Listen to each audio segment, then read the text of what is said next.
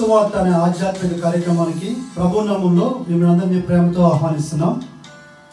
Sister సుల్తాన్ నవీన్ గారు చెప్తున్న వాక్యము మీ అందరికీ దీవెనకరంగా ఆశీర్వాదకరంగా ఉందని మేము ప్రార్థిస్తున్నాం. మీ యొక్క అభిప్రాయాలు సలహాలు యూట్యూబ్ లింక్ ద్వారా మాకు తెలియపరచగలరు. మీలో ఎవరికైనా ప్రార్థన అవసరం ఉన్నట్లయితే స్క్రీన్పై కనిపిస్తున్న మొబైల్ నెంబర్కి మీరు ఫోన్ చేసినట్లయితే మీ కొరకు మేము ప్రార్థన చేస్తాం. ప్రభు మిమ్మల్ని దీవించుగాక.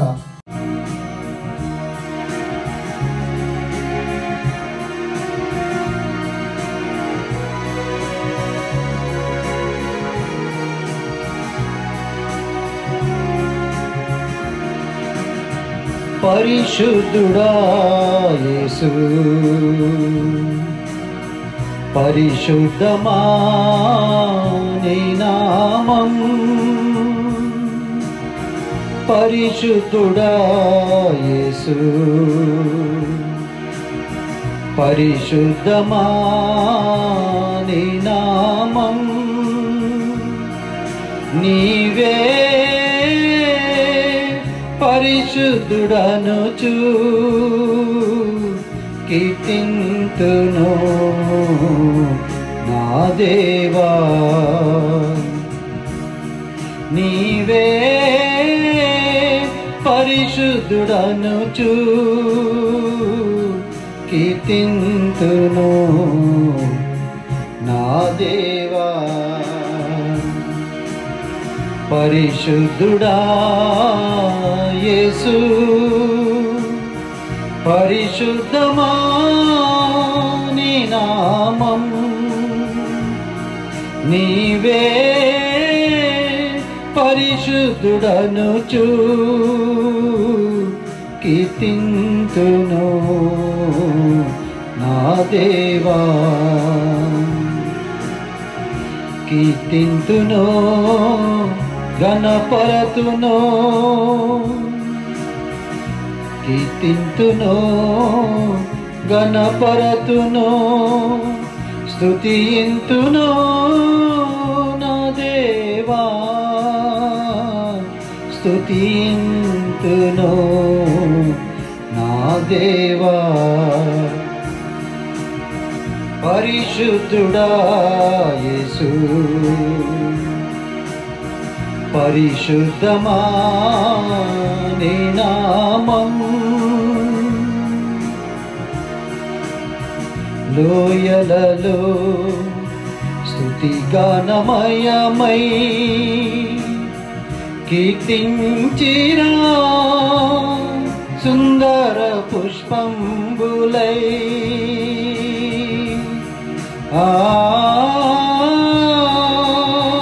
కీర్తించిరా యేసు. నీవే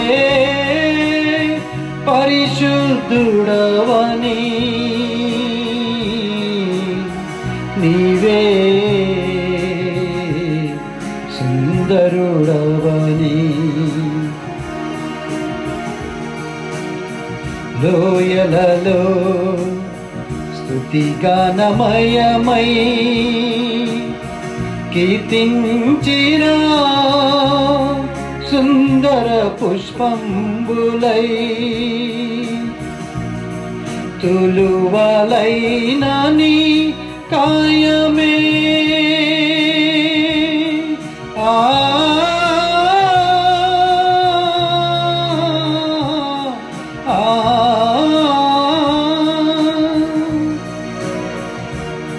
తులువలైన నీ కాయమే సుందర కలువలై వికసించేనా.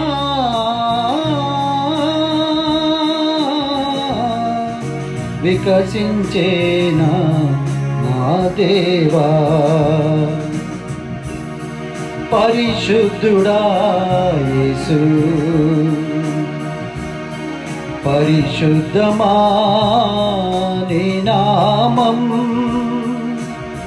పరిశుద్ధుడా యేసు,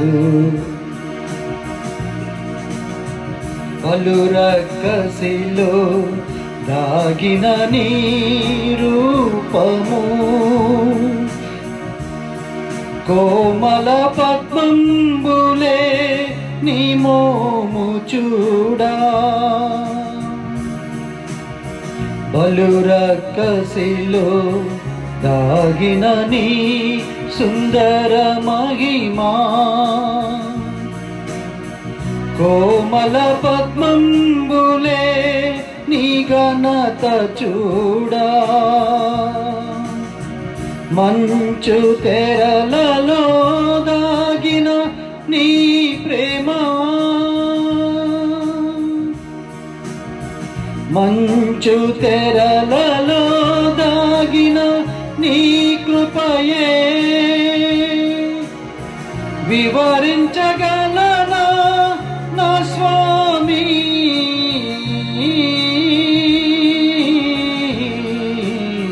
వివరించగలనా నా దేవా మంచు తెరలలో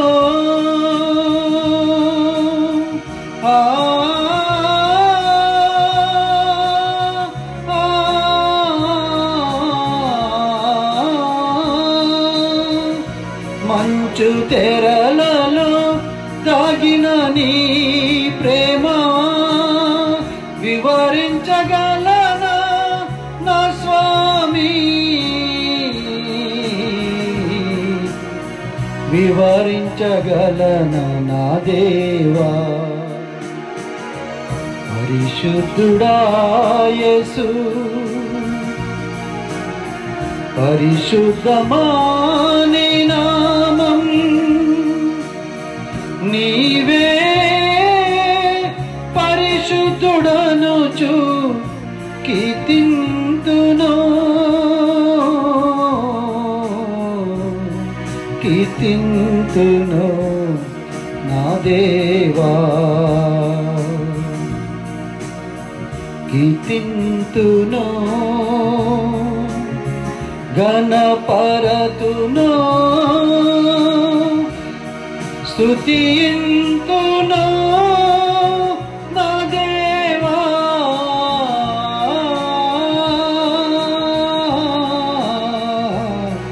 స్తుతింతును నా దేవా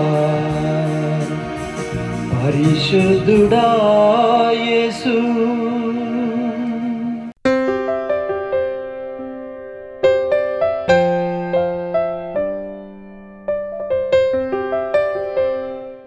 ఎఫెసీ రాసిన పత్రిక 4వ అధ్యాయంలో 11 వచనం 12 వచనం చదువుతున్నాను. మనమందరము విశ్వాస విషయంలోనూ దేవుని గురించిన జ్ఞాన విషయంలోనూ ఏకత్వం పొంది సంపూర్ణ పురుషుల మగు వరకు అనగా క్రీస్తును కలిగిన సంపూర్ణతకు సమానమైన సంపూర్ణత గలవారు మొదటకు ఆయన అలాగూ నియమించిన. మనం జ్ఞానాన్ని గురించి మనం ధ్యానిస్తున్నాం. రోమీయులకు రాసిన పత్రిక సంపూర్ణమైన జ్ఞాన వివేచన కలుగుటకు ఆయన తన కృపను మన ఎడల విస్తరింపజేస్తున్నాం అనే విషయం గురించి ధ్యానించుకున్నాం. ఈ జ్ఞానం ఎలా వచ్చింది? ఈ కృప అనేది, జ్ఞానం అనేది, నీతి అనేది, పరిశుద్ధత అనేది, ఈ గుణగణాలన్నీ కూడా ఈ వెలుగు స్వరూపమైనటువంటి క్రీస్తులో ఇవన్నీ కూడా దాచిపెట్టబడి ఆయన గుణగణాలు, దైవికమైన గుణగణాలు. అవి మహిమాయుక్తమైన గుణగణాలుగా పరివర్తన చెందాయి. అవి దైవికమైన గుణగణాలు లేక మహిమాయుక్తమైన గుణగణాలు మోషేకు చూపించినటువంటి అక్కడి నుంచి తిరిగి 2వ పేతురు రాసిన పత్రికలో మహిమ గుణాతిశయములు బట్టి అన్నాడు. దాంట్లో రాయబడి ఉంది. ఇవి మానవుడికి ప్రభు అనుగ్రహించినటువంటి గుణగణాలు. అవి చాలా ఉన్నతమైన గుణగణాలు. అవి ఒక వ్యక్తి అనుసరించి నడుచుకోవడంలో దాంట్లో ఎంతో ఫలం దాచిపెట్టబడి ఉంది. కొన్నిసార్లు మనం అనుసరించలేము, నడవలేము. కొన్నిసార్లు దానికి తెగించి వెళ్ళిపోతుంది మన శరీర పరిస్థితి. కటువత్వంలోకి వెళ్ళిపోద్ది చాలాసార్లు. కానీ ప్రభుని ఎరిగిన వ్యక్తి అయితే వెనక్కి తిరిగి సరి చేసుకుంటాడు. ప్రభుని ఎరగని వ్యక్తి అయితే దానిలోనే జీవిస్తాడు అనే విషయం జ్ఞాపకం చేసుకుందాం. అలాగే ఈ జ్ఞానం అనేది అంత పరిపూర్ణమైంది. జ్ఞానం అనేది అది మర్మంగా ఉంచబడింది. ప్రేమ ఎలా మర్మంగా ఉంచబడిందో, జ్ఞానం ఎలా మర్మంగా ఉంచబడిందో అనే విషయాలు మీ మధ్యలో చెప్పాను. మర్మమైన క్రీస్తు అనే విషయం గురించి నేను చెప్పలేదు, కానీ ఆ సబ్జెక్టు వేరే అయిపోద్ది ఇప్పుడు నేను చెప్తే. దేవుని మర్మమైన క్రీస్తు అనే విషయం గురించి నేను ఇప్పుడు మాట్లాడితే ఈ సబ్జెక్ట్ నుంచి వేరే సబ్జెక్టులోకి వెళ్ళిపోతాను. అది ఎప్పుడైనా మాట్లాడతాను ఆ విషయం గురించి. ఈ జ్ఞానం అనేది ఇది విమోచనలో దాచబడి ఉందని కూడా చెప్పాను. కానీ ఎఫెసీ రాసిన పత్రికలో అదేంటి 10వ వచనంలో 3వ అధ్యాయము 18వ వచనంలో జ్ఞానమునకు మించిన క్రీస్తు ప్రేమను తెలుసుకున్నటకు మీరు శక్తి గలవారు కావాలని ప్రార్థించున్నాను. జ్ఞానమునకు మించిన క్రీస్తు ప్రేమ అని రాయబడింది. దీంట్లో ప్రేమ అనేది, జ్ఞానం అనేది అది మర్మంగా ఉంచబడింది. కానీ ఇక్కడ జ్ఞానం వేరు, చెప్పి ఈ జ్ఞానం వేరు. ఈ జ్ఞానం అనేది ఎన్నో రకాలైన జ్ఞానాలు ఉన్నాయి. దాంట్లో ఒక జ్ఞానం నేర్పుతో ప్రభువుని తెలుసుకోవటం. జ్ఞానంతో ప్రభువుని తెలుసుకున్న వాళ్ళు ఎంతోమంది చూశాను. వాళ్ళు సేవ చేయడం కూడా చూశాను. వాళ్ళు సేవ చేసేది ఎలా సేవ చేస్తారంటే, వాళ్ళకి ఆత్మలో ఎక్స్పీరియన్స్ ఉండకుండా సేవ చేస్తారు. అది ఫలభరితం కాదు. సంఘ క్షేమాభివృద్ధి చెందదు. అటువంటి సేవ వల్ల సంఘం క్షేమాభివృద్ధి చెందదు. నేను ఆత్మలో గ్రహించుకుని మాట్లాడుతున్నాను ఆ విషయాలు, ఎవరిని ఉద్దేశించి మాట్లాడటం కాదు. ఉట్టిగా ప్రభువుని ఎరిగామని చెప్తే బాప్తిసం తీసుకొని ఆత్మలో మార్పు చెందకుండా చెప్పే ఆ బోధ సంఘానికి క్షేమాభివృద్ధి కాదనే విషయాన్ని నేను మీతో మాట్లాడుతుంటున్నాను. ఆ విధంగానే ఎఫెసీ పత్రికలో కూడా జ్ఞానానికి మించిన క్రీస్తు ప్రేమ, జ్ఞానానికి మించిన క్రీస్తు ప్రేమ అంటే అది చాలా ఉన్నతమైన ప్రేమ. క్రీస్తు ప్రేమ మనకి 100 మెసేజ్లు ఆత్మలో ప్రభు మనకిస్తే, జ్ఞానంతో కూడినటువంటి మెసేజ్లు 2-3 కూడా మనకు రావు. ఎంత కష్టపడినా సరే ఒకసారి చెప్పి మళ్ళీ అదే చెప్తాం రాసుకొని. కానీ ఆత్మతో చెప్పిన మెసేజ్ ఏంటంటే, ఒకసారి చెప్పింది మరొకసారి రాదు. అది ఒకసారి చెప్పిన మెసేజ్ మళ్ళీ అలా చెప్పాలంటే కుదరదు.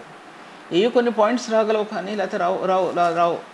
అలాగే ఈ జ్ఞానం లౌకికమైన జ్ఞానం కాదు. జ్ఞానం అనమాట అర్థం. లౌకికమైన జ్ఞానం కాకపోయినా ఒక రకమైనటువంటి జ్ఞానం, థియలాజికల్ జ్ఞానం అయి ఉండొచ్చు, లేకపోతే ఫిలాసఫీలో ఉన్న జ్ఞానం అయి ఉండొచ్చు, తత్వజ్ఞానం అయి ఉండొచ్చు. తత్వజ్ఞానం అంటే వారికి తెలిసింది కుందేలు 3 కాళ్ళు అన్నట్టుగా ఉంటుంది ఆ జ్ఞానం.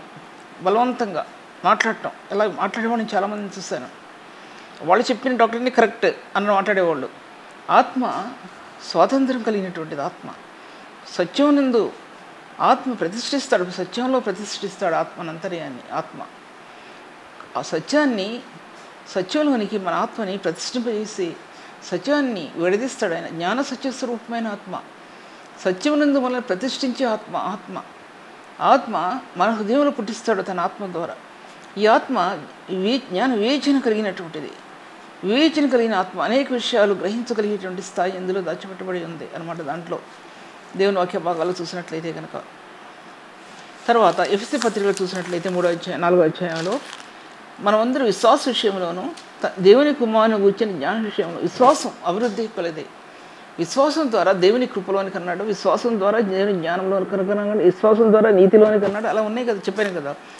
దాంట్లోనే కరెక్ట్ చేయబడింది ఏంటంటే, దేవుని గురించిన విశ్వాస విషయంలోనూ దేవుని కుమారుని గురించిన జ్ఞాన విషయంలోనూ.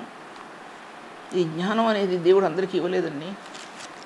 ఈ జ్ఞానం అనేది ప్రేమలో పుట్టిందండి. జ్ఞానం ఒక వ్యక్తిని ఎంత ప్రేమిస్తామో దైవికమైన మనసుతో అందులో జ్ఞానం పుట్టింది.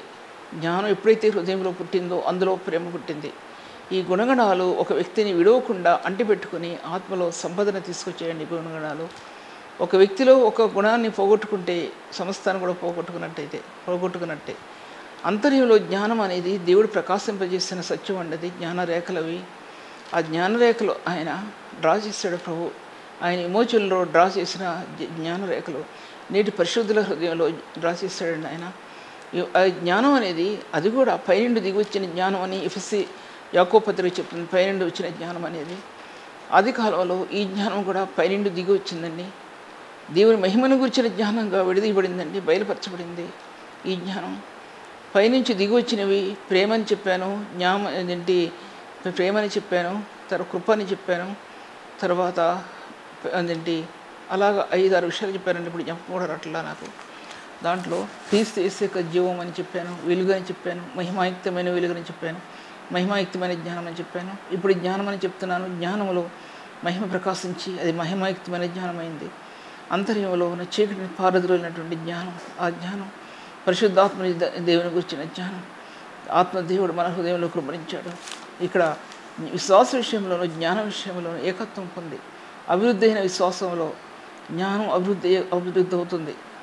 జ్ఞానం అభివృద్ధి కొలది విశ్వాసం అభివృద్ధి అవుతుంది. రెండు ప్యారల్ లైన్స్ కింద మన ఆత్మీయ జీవితాన్ని రెండు వైపులా నిలబడి ఉన్నటువంటి ఈ యొక్క మార్గాలు ఇవి జ్ఞానరేఖలు. ఆత్మలో పరిశుద్ధాత్మని యొక్క దేవుడు, పరిశుద్ధాత్మ దేవుడు క్రీస్తు విమోచన ద్వారా జ్ఞానరేఖలు గీసాడండి. ఆయన ఆత్మలు గీసాడు. అవి ఆ జ్ఞానరేఖలు మనకి, కుటుంబానికి, సంఘానికి చాలా ప్రాముఖ్యమైనటువంటివి. అది జ్ఞానం యొక్క, క్రీస్తు యేసు యొక్క జ్ఞానం యొక్క సువాసనని పరిమళింపచేస్తాయి అవి. ఆ జ్ఞానం అనేది నానా విధమైన జ్ఞానంతో దేవుని సంఘాన్ని కట్టడానికి, దేవుడు ఆ జ్ఞానంతో కట్టడానికి మాత్రమే అనుమతించాడు ప్రభు. ఆ విషయం జ్ఞాపకం చేసుకోవాలి. యాకోబు రాసిన పత్రికలో ఎన్నో వచ్చిన అధ్యాయంలో సార్ చూడండి, 3వ అధ్యాయం అనుకుంటా 17వ వచనం, పైనుండి వచ్చే జ్ఞానం పవిత్రమైనది, అది మొట్టమొదట పవిత్రమైనది, సమాధానకరమైనది, మృదువైనది, సులభముగా లోబడినది, కనికిరంతోనూ మంచి ఫలములతో నిండుకునేది, పక్షపాతమైనను వేషధారణైనను లేనిదే అయినది, నీతి ఫలము సమాధానం చేయవారికి సమాధానం అందు విత్తబడును. అంటే ఈ విషయాలన్నీ ధ్యానించలేను, కానీ పైనుండి వచ్చే జ్ఞానం మొట్టమొదట పవిత్రమైనది, సమాధానకరమైనది, సమస్త జ్ఞానములకు మించిన దేవుని సమాధానము అన్నాడండి ఫిలిప్పీ రాసిన పత్రిక. జ్ఞానానికి మించింది సమాధానం, క్రీస్తు జ్ఞానములకు మించినది క్రీస్తు ప్రేమ అన్నాడండి. రెండు చాలా ప్రాముఖ్యమైనటువంటివి. నోట్ చేసుకోండి రిఫరెన్సెస్ రెండు కూడా. ఒకటి ఫిలిప్పీ రాసిన పత్రిక ఆఖరి అధ్యాయానికి ముందుంది, ఒకటేమో దీంట్లో ఎఫెసీ రాసిన పత్రిక 3వ అధ్యాయం ఆఖరి భాగంలో ఉంది, రెండు ఉన్నాయి. అలాగే ఎఫెసీ రాసిన పత్రిక 4వ అధ్యాయంలో 12వ వచనంలో కూడా ఉంది. 13, 12, 11, 11 నుంచి 12 విశ్వాస విషయంలోనూ దేవుని గురించిన ఇవి చాలా ప్రాముఖ్యమైనటువంటివి. జ్ఞానం కలిగిన వాడు మౌనంగా ఉంటాడండి. జ్ఞానం కలిగిన వాడు ఇష్టొచ్చాడు మాట్లాడడు, ఇష్టొచ్చే రంకిలేరు జ్ఞానం కలిగిన వాడు. ఆత్మ నెమ్మది పరుస్తుంది హృదయాన్ని. క్రీస్తు యేసునందు సమాధానంతో నింపుద్దండి ఆ జ్ఞానం. అది జ్ఞానానికి మించినటువంటి సమాధానం మీ హృదయములకు, తలంపులకు కావాలి. నేను అటువంటి ఆత్మని ప్రభు మన హృదయాల్లో పెట్టాడని జ్ఞాపకం చేసుకోండి. తర్వాత ఈ జ్ఞానం అనేది, దేవుని జ్ఞానం అనేది పైనుండి దిగి వచ్చింది. యాకోబు పత్రికలో పైనుండి దిగి వచ్చిందండి జ్ఞానం. ఎక్కడి నుంచి దిగి వచ్చింది? పైనుంచి, విమోచనలో నుంచి వచ్చింది. అంతకుముందు ఆ జ్ఞానం ఆ వెలుగులో బయలుపరచబడింది. వెలుగులో కణజాలాలు అన్నింటిలో కూడా ఈ జ్ఞానం కూడా దాంట్లో దాచిపెట్టబడి ఉందండి. జ్ఞానరేఖలు అభివృద్ధి చెందాయండి. ఆయన భూమి మీద జ్ఞానాన్ని ప్రబలింపజేశాడు. ఆయన భూమి మీద జ్ఞానస్తంభాలు కట్టాడండి. జ్ఞానస్తంభాలు కట్టాడు భూమి మీద. పరిశుద్ధుల్లో స్తంభాల్లాగా, పిల్లర్స్ లాగా నిలబడిపోయినాయండి జ్ఞానస్తంభాలు. తర్వాత ఈ జ్ఞానం అనేది దేవుని జ్ఞానం ప్రభు మానవ హృదయంలోనే కుమ్మరించాడండి. ఆయన మంచి చెడ్డలు వివేచింపగలిగే జ్ఞానం, తర్వాత సత్యమును బయలుపరిచే జ్ఞానం, తర్వాత ఇలాగా ఇవన్నీ కూడా పరిశుద్ధాత్మ ద్వారా ఆత్మకి టచ్ అయిందండి. అది జ్ఞానం ఎప్పుడైతే పరిశుద్ధాత్మ దేవుడు మన హృదయంలో కుమ్మరించాడో ఆయన క్రీస్తు రక్తం ద్వారా, ఇవన్నీ కూడా క్రీస్తు రక్తం విశ్వాసం ద్వారా ఇవన్నీ ఆత్మకు లభించినటువంటి సంపద జ్ఞానం అనేది. ఆయన జ్ఞానం చేత భూమిని ఎలాగ నిర్మించాడో, ఆయన జ్ఞానం చేత భూమి నిర్మించాడండి. ఆయన భూమి దగ్గరికి వెళ్తే అది నీకు బోధిస్తుందంట. మరి ఎక్కడ ఉందో నాకు తెలియదు, కానీ ముందుగానే అది నీకు బోధిస్తుంది. భూమిని చూస్తే అది నీకు తెలియపరుస్తుంది. ఎక్కడెక్కడ ఉన్నాడో ప్రభు, నీళ్ళల్లో ఉన్నాడో, ఆకాశ దిగంతాల్లో ఉన్నాడో, మట్టిలో దాచిపెట్టబడి ఉన్నాడో, ఆయన లేని చోటు ఏదీ లేదే. ఆయన లేని చోటు ప్రతి దాంట్లో ఆయన నిలబడి ఉన్నాడు. ప్రతి దాంట్లో కూడా ఆయన నిలబడి ఉన్నాడు. ఆయన సృష్టిలో నిలబడి ఉన్నాడు. అంతరిక్షంలో నిలబడి, స్పేస్లో నిలబడి ఉన్నాడు. ఆయన లేని స్థలం నీళ్ళల్లో నిలబడి ఉన్నాడు. ఆయన యొక్క చలనం భూమిలో నిలబడి ఉన్నాడు.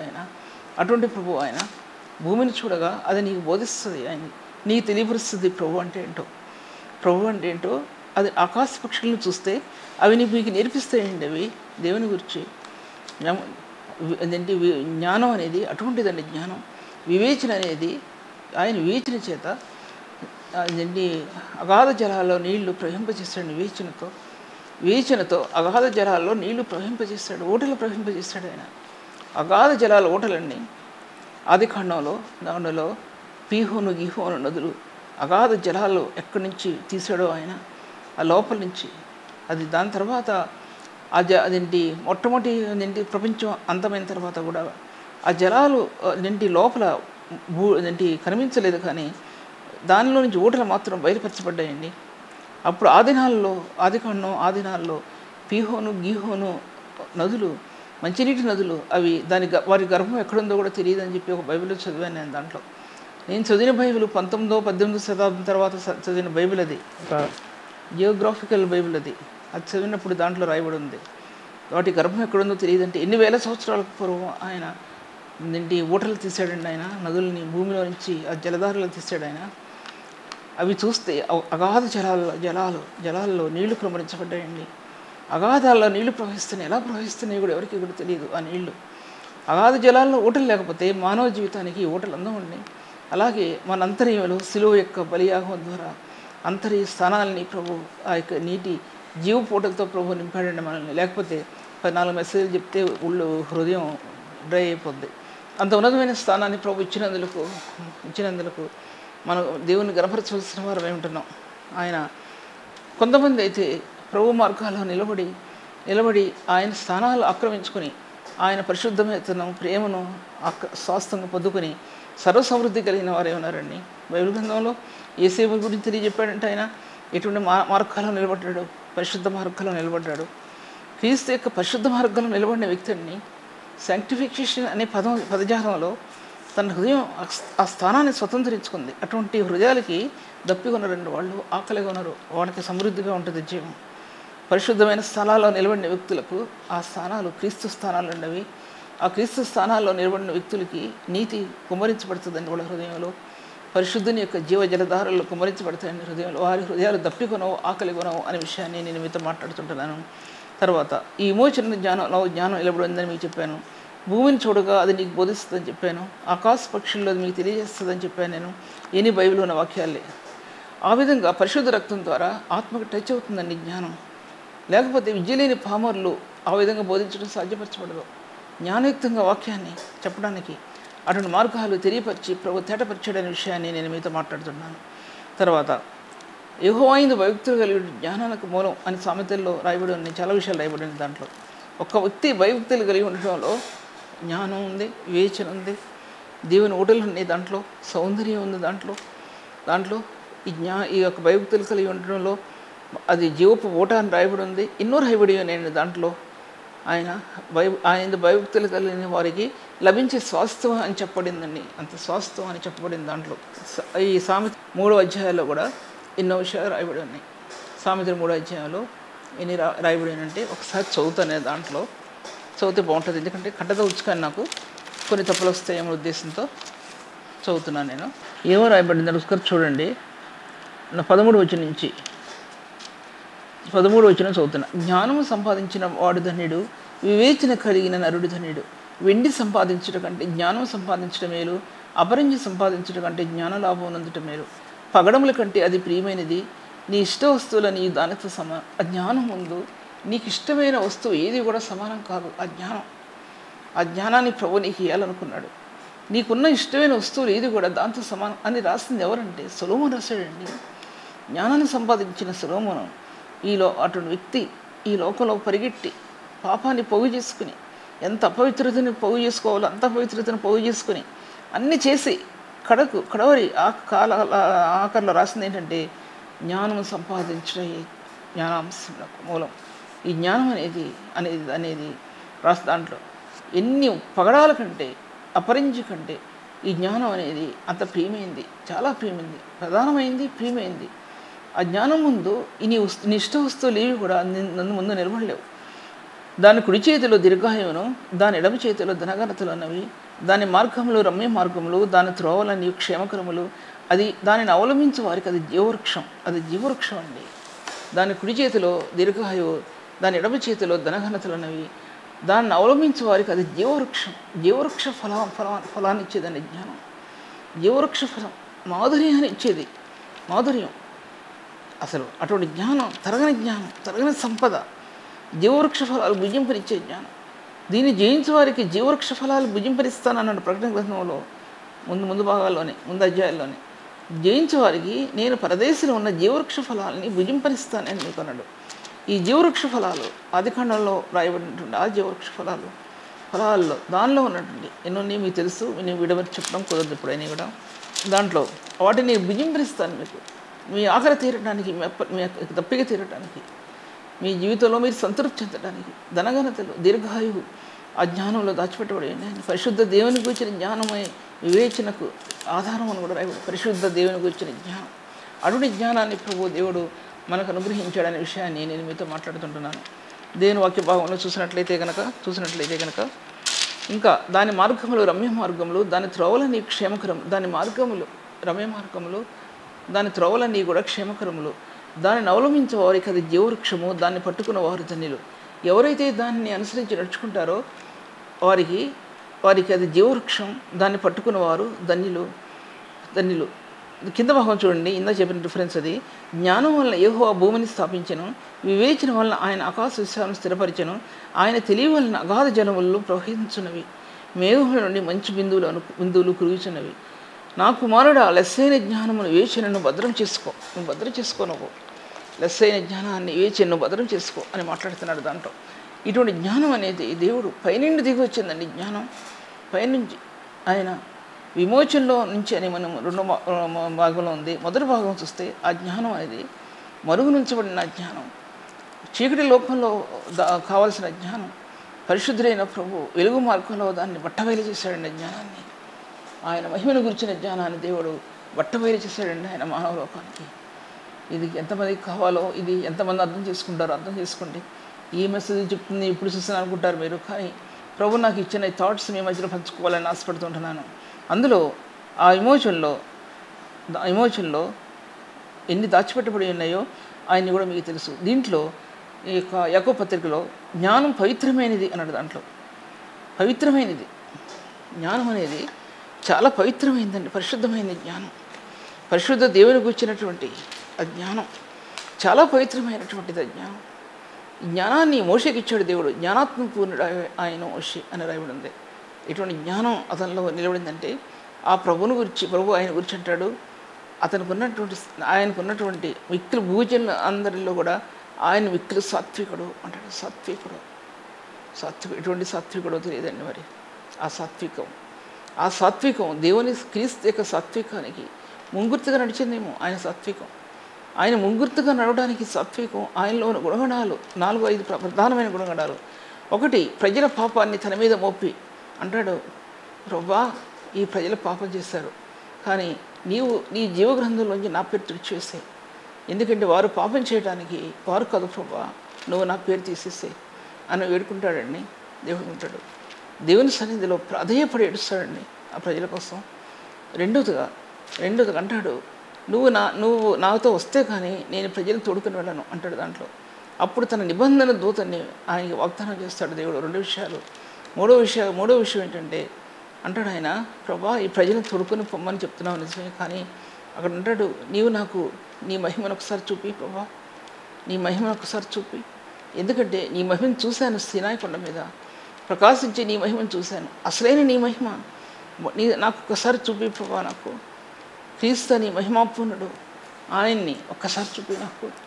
ఆయన భూలోకానికి వస్తాడు ప్రభా, ఏమంటాడు ఆయన వస్తాడు, పాపసహితునిలో నుండి పాపరహితుడు పుడతాడు, ఆయన వస్తాడు ఈ భూమి మీదకి. అంత తలంచాడే అబ్రహాం టైంలో ఉన్నటువంటి ఈ యొక్క మోషేను తలంచలేదు. ప్రభు వస్తాడు.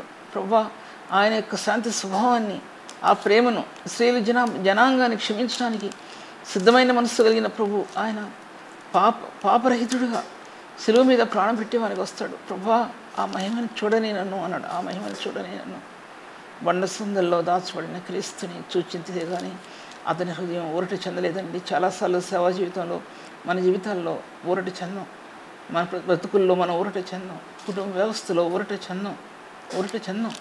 చాలాసార్లు దుఃఖం తీరదు, మన హృదయంలో బాధ తీరదు. అప్పుడు ప్రభుని వాగ్దానంలోనికి మన ఆత్మ వెళితేనే, దేవుని సన్నిధిలోనికి మన ఆత్మ పెనుగులాడితేనే మన హృదయం ఊరట చెందుద్దు, కానీ అప్పటి వరకు ఊరట చెందదండి.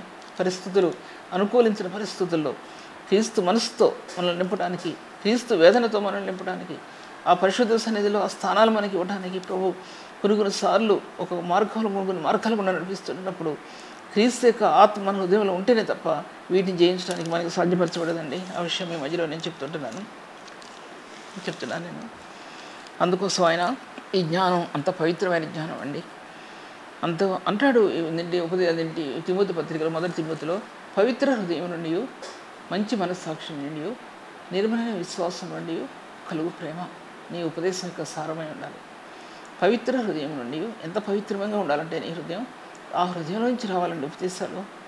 నిర్మలమైన మనస్సాక్షి నుండి, మంచి విశ్వాసం నుంచి, వీటిలో నుంచి సారం రావాలండి. సారం పవిత్ర హృదయంలో ఆయన అడుగులున్నాయి, మంచి విశ్వాసంలో ఆయన అడుగులున్నాయి, నిష్కపటమైన విశ్వాసంలో ఆయన అడుగులు ఉన్నాయి. తర్వాత పవిత్రం ఇంకోటి, తర్వాత పవిత్ర ప్రేమ, నిష్కపట విశ్వాసం, మంచి మనస్సాక్షిలో, హృదయంలో మనస్సాక్షి శుద్ధీకరించే ఆత్మ హృదయంలో ఉంటున్నప్పుడు ఆ హృదయం చాలా పవిత్రమైనదిగా ఉంటుందండి. మనస్సాక్షి పవిత్రపరచబడుతుంది. దానిలో నుంచి నీ ఉపదేశం నిలబడాలి, లేకపోతే ఉపదేశాలు నిలబడవు. అంత ఉపదేశం యొక్క సారం ఆత్మలో కనుక నిలబడలేకపోతే ఇంత ఉన్నతమైన మార్గాల్లో మనిషి ఒక ఆత్మ జీవించడం అనేది సాధ్యపరచబడదనే విషయాన్ని నేను మీతో మాట్లాడుతుంటున్నాను. దేవుని వాక్య భాగాల్లో ఇటువంటి జ్ఞానం అనేది దేవుడు పరిశుద్ధులకు ఇచ్చాడండి. ఆయన పరిశుద్ధులకు ఇచ్చినటువంటి జ్ఞానం అనే విషయాన్ని నేను మీతో మాట్లాడుతుంటున్నాను. తర్వాత జ్ఞానం అనేది పవిత్రమైన ప్రేమలో ఎలా దాచబడిందో జ్ఞానం, పరిశుద్ధతలు కూడా అది దాచబడి నిలబడిందండి జ్ఞానం. ఈ జ్ఞానం ప్రేమకి పరిశుద్ధతలో మంచిగా నిలబడిందన్న జ్ఞానం. జ్ఞానం ఎంత పరిశుద్ధమైందో, ఎంత మర్మంగా ఉంచబడిందో, అది ప్రేమలో నుంచి, పవిత్రమైన ప్రేమలో నుంచి ప్రేమలో దాచబడింది. ఆ జ్ఞానం దేవుడు మనకిచ్చాడండి ఆత్మ ద్వారా. కల్వరి ప్రేమలో దాచబడి ఉండే జ్ఞానాన్ని మన హృదయానికి అనుగ్రహించండి. దాంట్లో అంతేకాకుండా పరిశుద్ధతలో నిలబడింది, పరిశుద్ధమైన మార్గాల్లో నిలబడింది అన్న జ్ఞానం. పరిశుద్ధతను కోల్పోయిన వ్యక్తిలో ఈ జ్ఞానం కోల్పోతారండి. ప్రేమను కోల్పోయిన వ్యక్తిలో ఈ జ్ఞానంలో కోల్పోతారు. ఈ జ్ఞానం అటు పరిశుద్ధతకి, ఇటు ప్రేమకి మధ్యవర్తిగా నిలబడిందని జ్ఞానం నిలబడి పరిశుద్ధమైన మార్గాల్లో ప్రకాశించింది. పరిశుద్ధమైన మార్గాల్లో ప్రకాశించిందండి ఆ మార్గాలన్నింటిలో.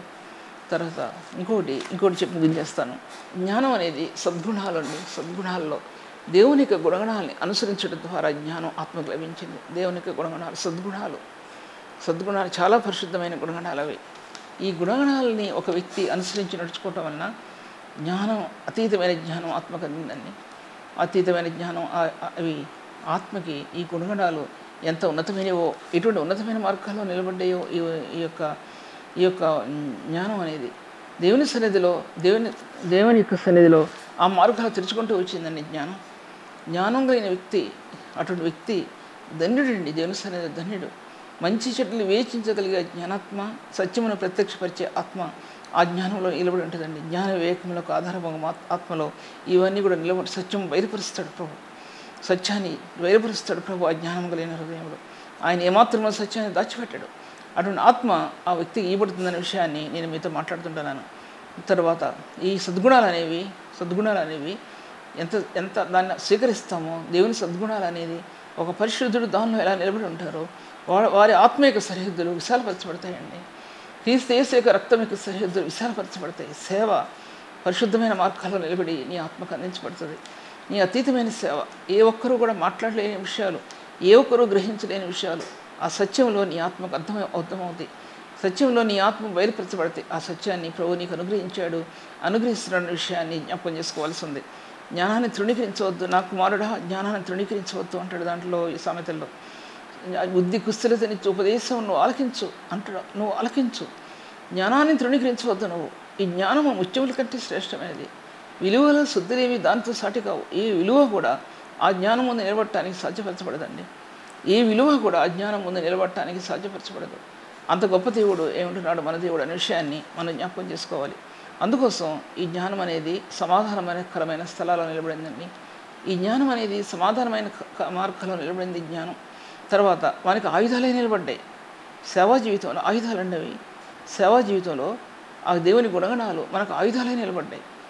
దీర్ఘశాంతము, దయాళుత్వము, విశ్వాసము, సాత్వికమైన ఉన్నాయి కదా ఆత్మఫలాలు.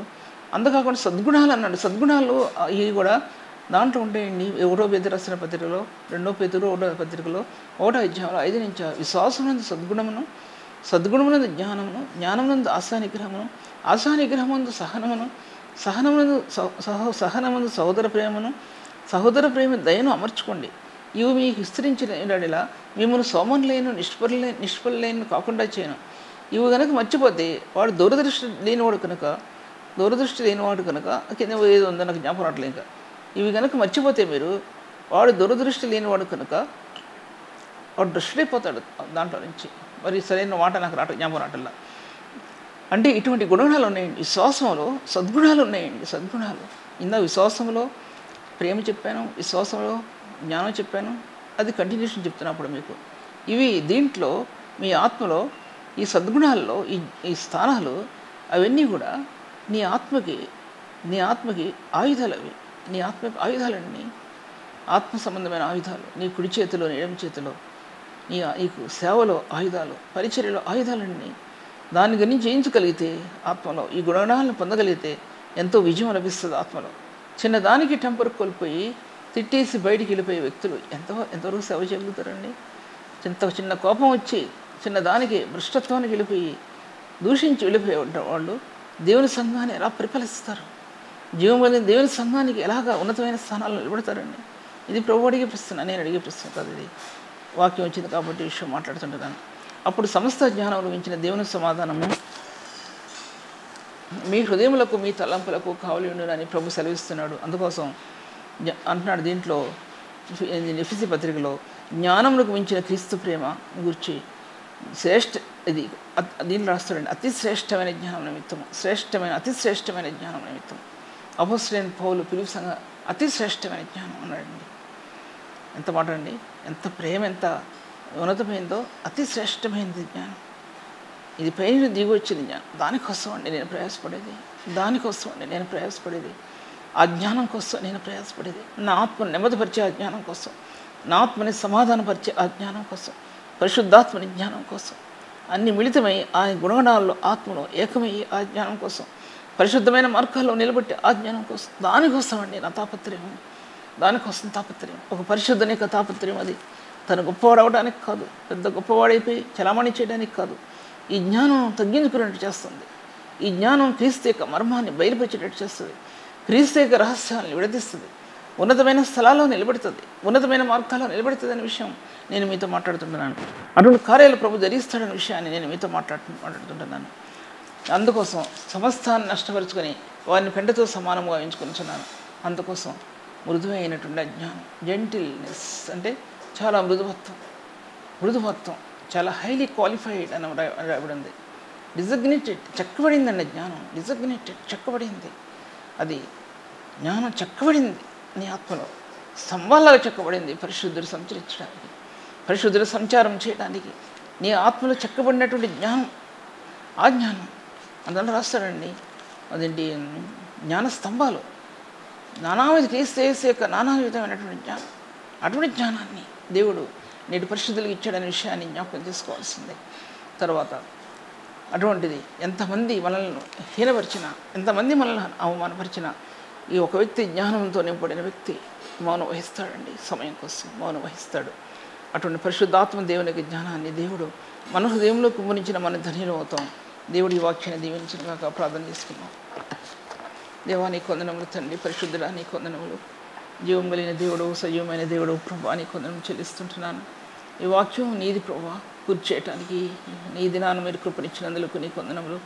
అనేకులకు దీవెనకరంగా చేయండి. నీ చేతుల్లోకి తీసుకో ప్రభా, నీ చేతిలో చేసుకుని నీ జీవాన్ని ప్రబలింపించి, నా వల్ల ఎలా అవుతుంది తండ్రి, నా వల్ల ఎలా అవుతుంది?